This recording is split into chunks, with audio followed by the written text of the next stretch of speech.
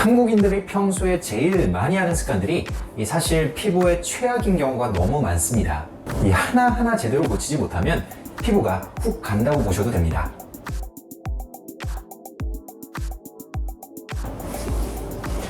안녕하세요. 어려운 피부 지식 쉽게 이해하자 피부과 전문의 문정윤입니다. 우리의 일상적인 습관들이 피부 건강과 노화에 상당한 영향을 미칩니다. 이 피부과에서 시행하는 다양한 시술과 관리도 중요하겠지만 평소에 올바른 생활 습관을 실천하는 것만큼 피부를 젊고 깨끗하게 유지할 수 있는 방법은 없는데요. 자, 오늘은 우리가 일상에서 흔히 행하는 이 피부를 망치는 대표적인 습관 3가지에 대해서 말씀드려보려고 하는데요. 피부가 나이 들고 싶지 않다면, 피부가 좋아지고 싶다면 꼭 고쳐야만 하는 습관들이니 반드시 영상 끝까지 시청 부탁드리도록 하겠습니다. 자, 그럼 준비되셨나요? 가시죠!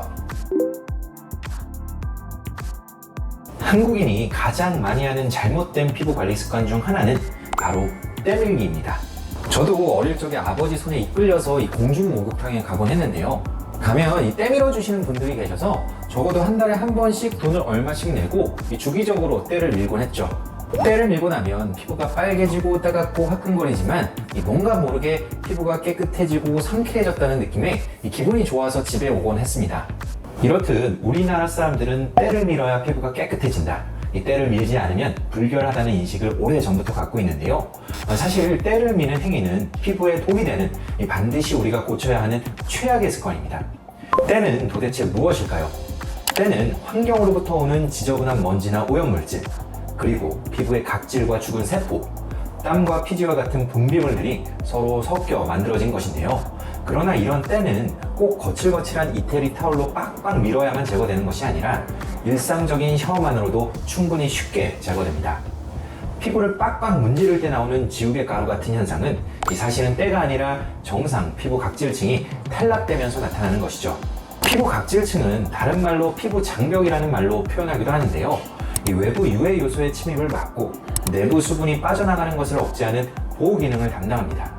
따라서 정상적인 피부 기능을 위해서는 각질층이 온전히 보존되어야 하는데 억지로 각질층을 벗겨내버리면 피부가 건조해지고 예민해질 수밖에 없겠죠.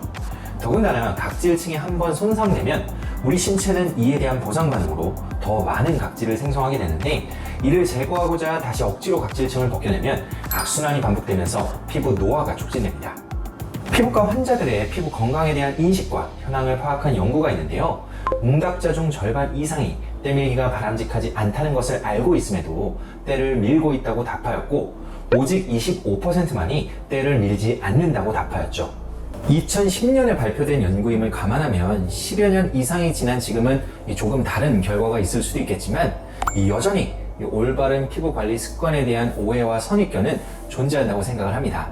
원장님, 근데 저는 때를 밀면 피부가 뽀송뽀송해지고 부드러워지는데요. 이 때를 안 밀면 피부가 가려워서 자꾸 긁게 되고요.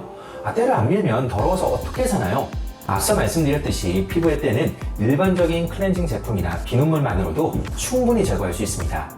억지로 때를 밀어 제거한다고 피부가 더 좋아지지 않고요.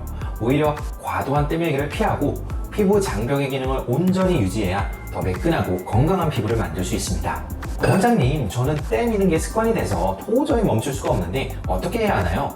이미 습관이 되신 분들이 하루아침에 때밀기를 중단하기는 어렵겠죠. 자, 그렇다면 점진적으로 빈도를 줄여나가는 것이 좋습니다.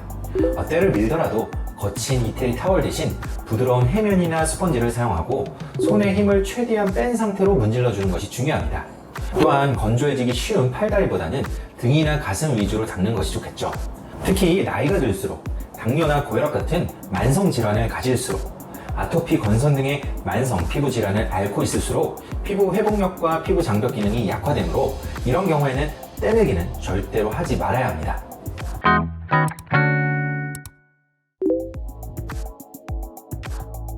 한국인의 커피 사랑은 정말 대단합니다. 아침에 눈을 뜨거나 식사를 하고 난 뒤에는 자연스럽게 카페를 찾아 한두 잔의 커피를 마시는 것이 일상적이죠. 한 기사에 따르면 한국인이 마시는 음료 중 절반 이상이 커피라고 합니다.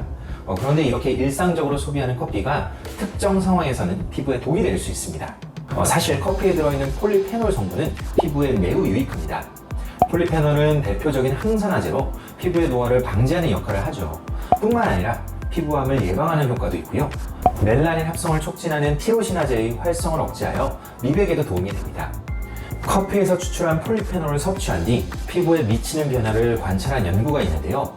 이 폴리페놀을 섭취한 그룹에서 피부 수분량 및 피부 건강 상태가 좋아지는 것을 확인하였습니다. 그렇다면 커피를 많이 마시면 마실수록 피부에 좋을까요? 그렇지는 않습니다. 이 커피 안에 들어있는 카페인은 이뇨작용을 증가시켜 탈수 현상을 초래하는데요. 피부 수분량이 줄어들기 때문에 피부가 건조해집니다. 결과적으로 피부가 거칠거칠해지고 잔주름이 많아지면서 전체적인 피부 노화가 가속화되죠. 또한 과도한 카페인은 중추신경을 자극하여 숙면을 방해할 수 있습니다. 충분한 수면은 피부의 회복과 재생에 매우 중요한데요.